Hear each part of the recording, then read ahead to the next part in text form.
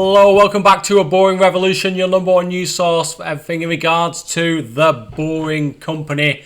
Hello everyone, welcome back to a quick episode. Hello Johnny, hope you are well. So, I thought I'd do a very quick Q&A session today, and I wanted to talk about something really fantastic that's happened over the last week or so, and that is in regards to a collaboration that I'm going to be doing with another YouTuber. I'm just going to wait a little while, see if a few more people join the live stream. Happy to take as many questions as you like and talk about a few things that have been discussed on Twitter today. But I've been so fortunate. In fact, let's start by saying this. I'm very lucky to have found this opportunity with this YouTube channel, and I think it was a really great decision to set up a specific channel focused on The Boring Company. That initial kind of year that I had setting up the channel was a little bit difficult, but it's really we've got the momentum going now. A lot more subscribers are coming on very quickly, receiving emails almost every day now from people with questions and praise as well, saying thank you for making this channel. And overall, it's just been a brilliant experience. So many Patreons coming on as well. Oh, hello. Let's see who's in the chat. So many beautiful people in the chat, as always. Hello, Sherry. Hello, Thaddeus. Nice to see you always. Very much a regular with this channel, Mr. Walker. Hello, Martin. Hello, Austin Showers as well. So, why am I so excited about this collaboration? Let me tell you a little bit more about this collaboration. So, I have been asked to talk about potentially how would it work exactly if we were on Mars and we wanted to do some mining and we wanted to go and find some resources. How could we get to those resources quickly? Would it be difficult? Is it even possible? And what capacity would The Boring Company play in doing that? And I had kind of an idea about it. And let me tell you about this collaboration. So I'm doing a collaboration with Sebastian and G Swen from the YouTube channel To The Future. One of the best YouTube channels out there at the moment. So I really enjoyed doing my live stream with Warren Redlick. That was absolutely brilliant, and I love Warren's channel, absolutely phenomenal. But another channel that I absolutely love, Sebastian and G Swen run this channel. It's called To The Future, and it's a channel focused on SpaceX and space travel and NASA and all the other people that are launching rockets. And a little bit of criticism there as well, and how could you explore Mars and a couple of other places as well, Venus as well. So they've just recently done a video about Venus, about doing a floating city on Venus. I had no idea this was possible. This is really excellent, and I'm so glad to see so many people talk about that video in such a positive light, really, because for much of the time, people are talking about Mars and why Mars is the obvious place to go. But the actual atmospheric conditions, gravity conditions, temperature conditions on Venus are actually perfect when you're around 50 foot above the planet. So a great video. I'm really happy to be talking about Mars and why I think it's a really good idea for The Boring Company to get involved. Obviously, there's a bit of assumption work going in there, but I think once a settlement has been established, there are big opportunities for tunnelling on Mars from avoiding that radiation that is constantly bombarding the planet, going underground, keeping activities underground, and also when you build those tunnels and you've extracted those resources. You've got the opportunity to build maybe a hyperloop on Mars as well, because remember, the atmosphere on Mars is very thin. You could essentially just evacuate the air from those tunnels by just connecting it to the Martian atmosphere, and then you can run a hyperloop through there. You could easily get close to 500 miles per hour without having to create anything near a vacuum. So that's that's a really kind of positive thing. I'm so happy that Sebastian and Jishwen invited me on to the channel to talk about a topic that I think is very, very interesting, and I definitely encourage you all to go out there and follow To The Future, it's called, with the number 2, To The Future. What a great channel. And yeah, so that's kind of the big news really. I've been working on that the last sort of week or so, trying to get a video together, and then they're going to produce the video, which is going to be excellent, as all the other videos are absolutely phenomenally good, so well put together. It's quite obvious that they both put a lot of time into it because it's so well crafted. But yeah, so in terms of Mars, I think Mars is a really kind of interesting topic, because what is it going to look like? Is it going to look like this? You know, is it going to look more kind of like this with the domes? It's a difficult one. In my personal opinion, I think most of the activities are going to take place underground, far away from radiation. You know, there may be certain things that you have to do on the surface, but the majority of the living quarters and the majority of the manufacturing and kind of the recreational areas for the teams will be underground, in my personal opinion. Obviously here we've got solar panels on the surface. You know, they obviously need to be above ground, but everything else could be well below ground. So let's see if we've got any questions. So let's see. I see a question about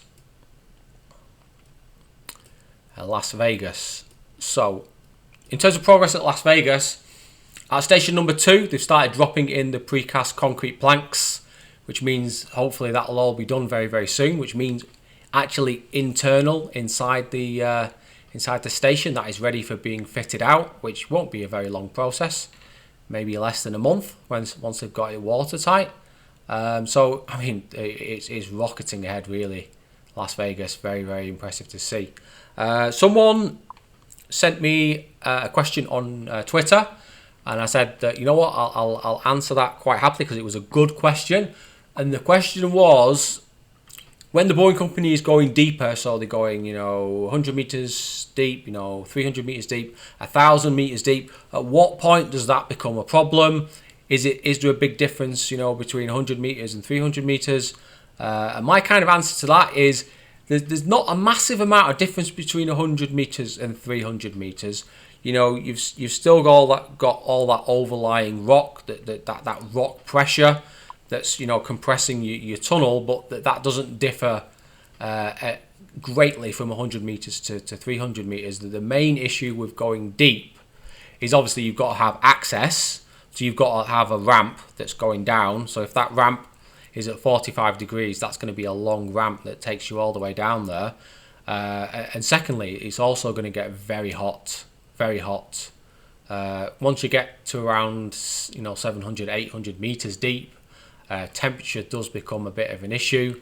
And obviously having a machine operating down there in those kind of temperatures becomes troublesome. But I don't really foresee a circumstance where the Boring Company would need to go more than 300 meters deep. So all in all, I don't think it's really worth worrying about. I don't think they need, you know, 400 layers of tunnel. I think they probably only need maybe 10 to 15 at most. So power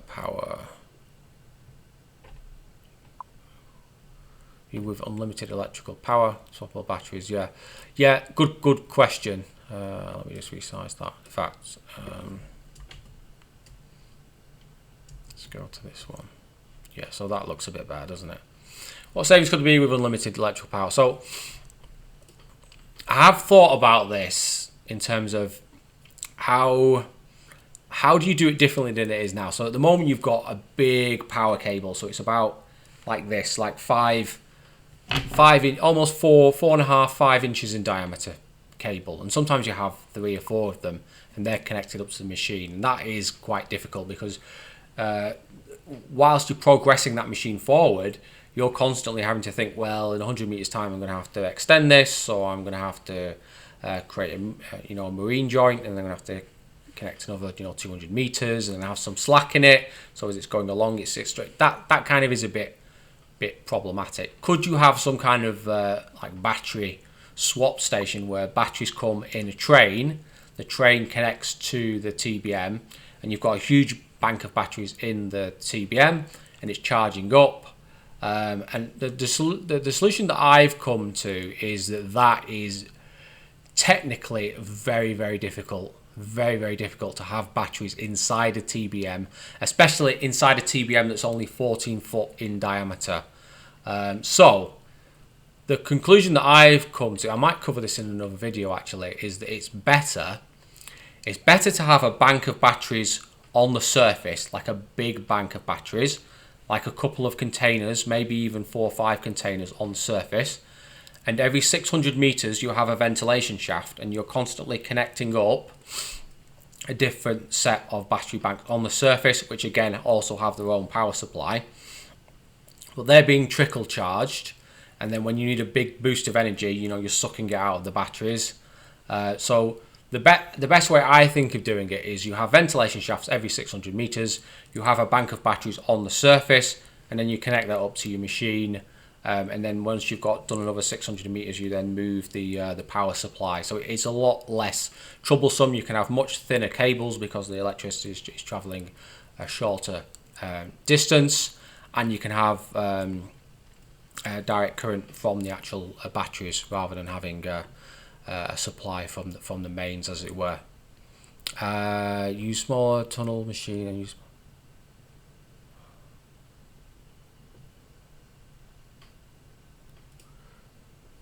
Yeah, I mean, it's possible.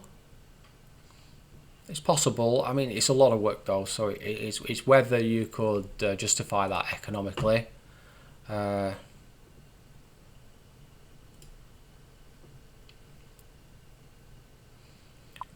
Justify taking on. Yeah.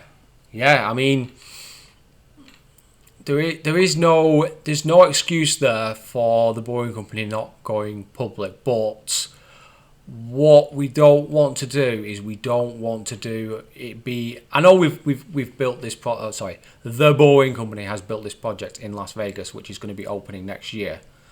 But what the Boring Company doesn't want to do is be in a position where it's like a Nikola, where it's got no projects, no factory, no vehicles, and then it's on the public market, and then everyone's saying that they're speculatively investing in it. I don't want to see that. What I want to see is the Boring Company producing 3 or 4 projects, running those projects, running them at a profit, showing that they've got the technology to run the system, to build the system, to maintain the system, to expand the system. Once they've done all those 4 things, at that point, Steve Davis can come out and say, look, I want to do an IPO, I want to take on some money, and I want to invest it in the company and build new projects. And at that point, they'd be ready for IPO. But that would be an absolute, just people would throw money into that because it's an Elon Musk company. Yeah, I agree, Brandon. Radiation's a big problem on Mars, and if you were on the surface of Mars for 3 hours, you would get the equivalent radiation, like your maximum allowed radiation, for 1 week. So 7 days essentially. So 3 hours, 7 days. That is too much until you can invent some kind of system to protect you from radiation. Your only option is to spend 99% of your time underground or behind some kind of screen. Yeah, it wouldn't happen in the first 10 years of a settlement, maybe 15 years of a settlement.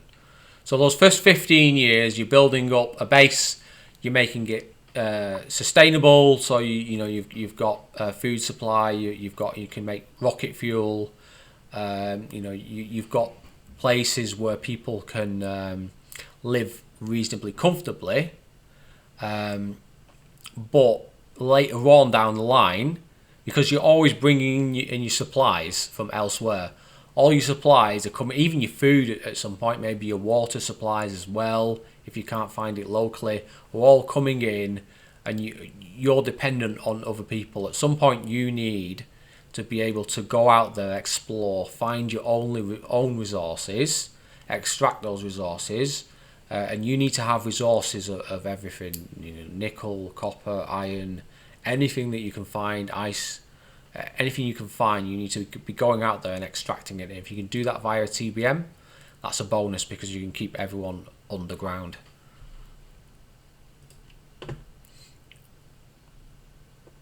Yeah, I agree.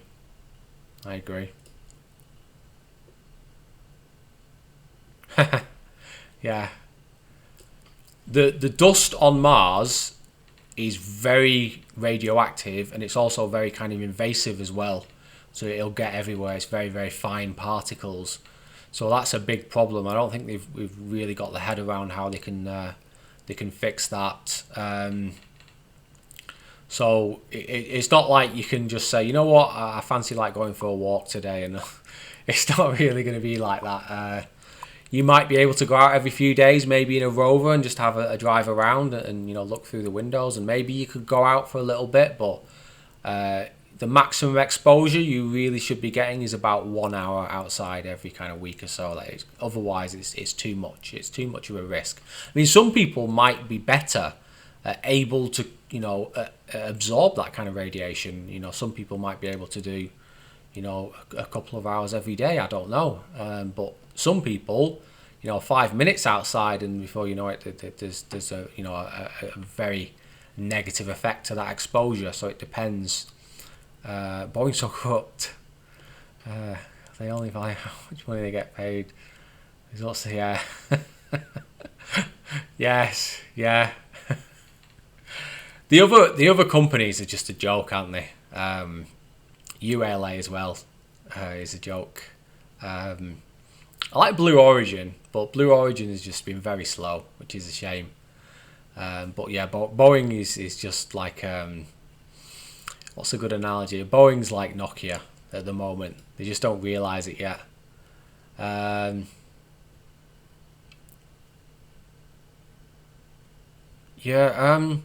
Someone asked me about this recently, actually. They said, could you use that to with a heat pump to generate a power? And it is possible. I'm not sure if it's financially viable to create a system, but in certain places, it would be worth doing. But yeah, it is possible, definitely possible. Yeah, no problem. Happy to answer as many questions as I can. I'm not sure about Mars. I mean, like I've not really said this, but it's kind of. I'll leave that part to the experts, like Sebastian and Ji Xuan. They're the experts. They understand space 1,000 times more than me. I'm just a retired construction project manager. I understand the processes and the technology need to build things, but in terms of the actual planet itself, I don't think Mars has an active core. So I'm presuming that the internal part of Mars is fairly cold. I mean, I could be wrong on that, but that's just my thoughts. Yeah, food, water, shelter, power, very important.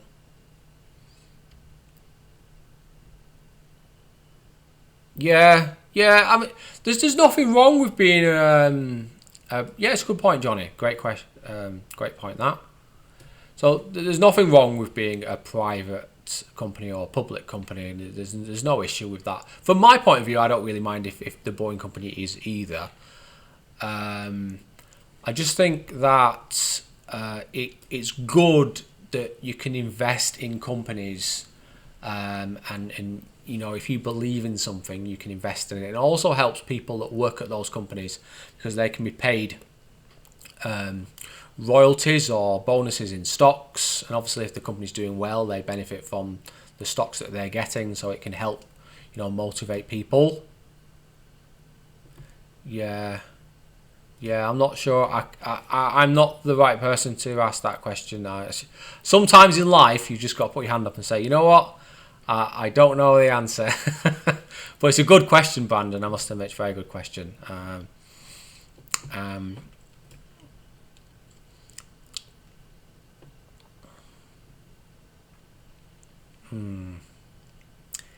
Great question, Chad.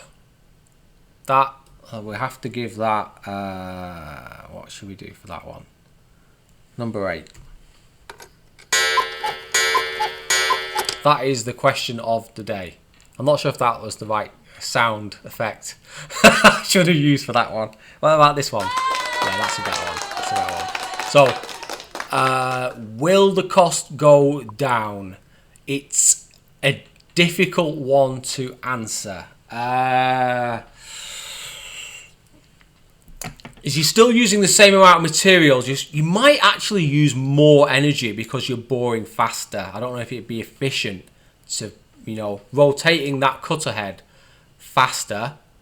Oh, wow. Someone sent me a super chat. So much. Thank you so much. So actually rotating that cutter head faster to achieve, a faster boring rate, and the concrete still is going to cost the same.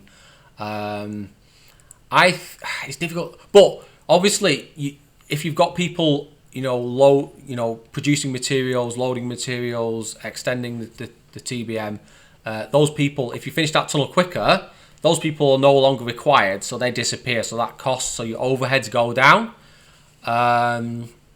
It might be a bit like a U shape, so it might be like it's 200 meters a day, 300 meters, 400 meters, and then you get to this point, and then it's like 500 meters a day, 600 meters. So there might be an optimal speed per day per cost.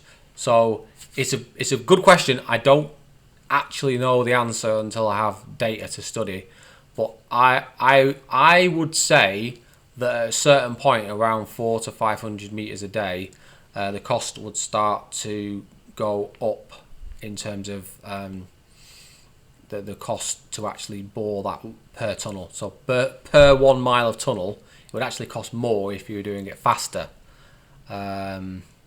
But it wouldn't be an excessive increase, if you get what I mean. There is an optimum speed, a sweet spot, as it were. Yeah, so you'd have to split up the machine into 100 parts, and then you'd have to ship them in maybe 3 or 4 different starships. This will be discussed. So I've not even said that when this video collaboration is going to be. So on Friday the 21st of August, on To The Future YouTube channel, this video will come out, and it will explain exactly this, but it will be split up between various starships. The only component, really, the 2 components that you can't really take with you to Mars is obviously the cutter disc. The cutter disc can, on some machines, can weigh in excess of 400 tons. So I'm not sure what it is for the Boring Company. I'm thinking it's more than maybe 150, maybe 180 tons. I think I have it somewhere. So 180 tons is 80 tons more than the 100-ton capacity of Starship. So you need to actually forge the cutter head on Mars, as it were, and the shield as well, potentially.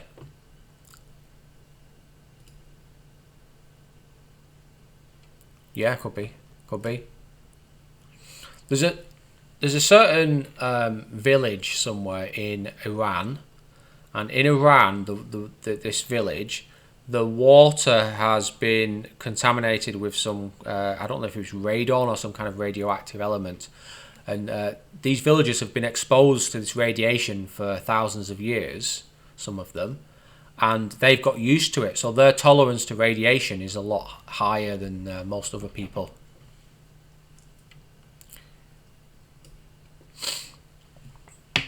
So you can kind of stealth invest into SpaceX by buying Starlink, which is going public next year, late next year, I think.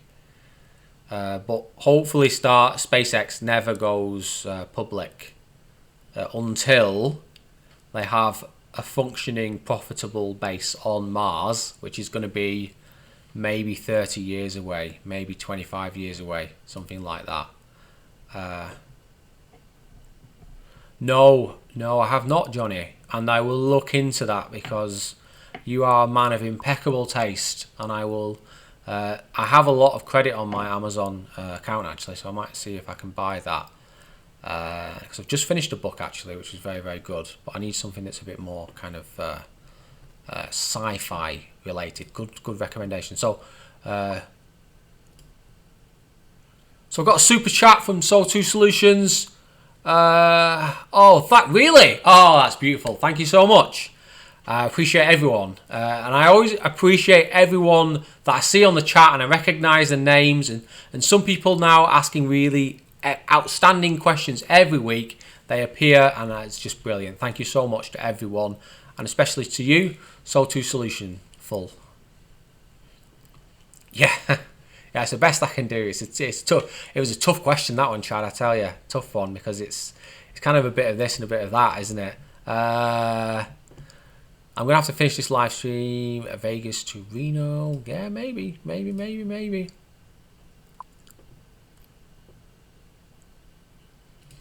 At some point, the Boring Company will build a gigafactory for TBMs, and those TBMs will be super efficient to manufacture, and that is a prediction that I'm going to make very confidently for some point in the next 5 years. I think that'll happen, maybe earlier. There's a lot of ice and water deposits underground on Mars, probably a lot more than we're predicting they're going to be. So when we do find those deposits, you can make the oxygen and the hydrogen and all the other things that you need for rocket fuel and for living and that sort of thing. Wow, awesome. Thank you very much. Thank you. I have no...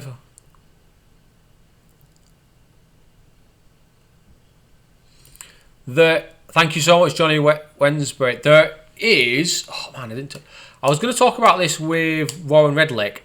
There are a specific type of boring machine that operate in Japan, and they look very, very different to TBMs that I've seen in Europe and America. And they have actually two rotating elements, and it looks more like a clock face. It's difficult to describe it, but that could be something similar to what you're suggesting, is having different parts. And because it's got two different rotating elements and the overlap, these TBMs can bore almost like square-shaped tunnels. They're more kind of like rounded edge tunnels, but it is kind of a square. Thank you. Right, I'm going to end on this one. So if you've got any great questions, very, very quickly type now, because I'm going to just finish these last three. Have you tried... Very interesting. Yeah, I'll have a look at that one as well. I like to buy a lot of second-hand books on Amazon. I don't really care about the condition too much. I'm more interested in the content of the book, and then I can get it in here. And then I usually, what I do is I give the books away to someone else so they can learn from it. So I'm not too fussed about the condition, just more about learning. Yeah. Oh, let's talk about this. That gigapress that's at the Fremont factory is an absolute beast. Have you seen the pictures of that thing? And that is like, I can't understand why no one else has ever thought of that. Maybe they just thought it was too extreme, it couldn't be done. But Tesla though has gone and delivered it. That is going to knock off, maybe over $1,000 from the cost of a Model 3 and a Model Y. It's just, no, in fact, it's the Model Y, isn't it? So I'm sure they could implement something like that for the Model 3, but it's going to knock off a big sum of money from that car and still keep it profitable. Good man, Jim. Okay, everyone. Thank you so much for joining me today on this live episode of A Boring Revolution. Before I go, remember, go and subscribe to the YouTube channel To The Future and my friends Sebastian and Jishwen. They have an awesome channel, and we're going to be doing a collaboration on Friday, the 21st of August. That's going to be a pretty awesome video that we do, and I think you'll agree it's really kind of insightful about how we can explore Mars and really use the Boring Company's technology. And I really hope you enjoyed today's episode. So remember, don't be boring, and I'll see you on the next one. Have a great day. Thank you everyone who joined us today. Really enjoyed talking to you. Have a good one. See you on the next one. Goodbye.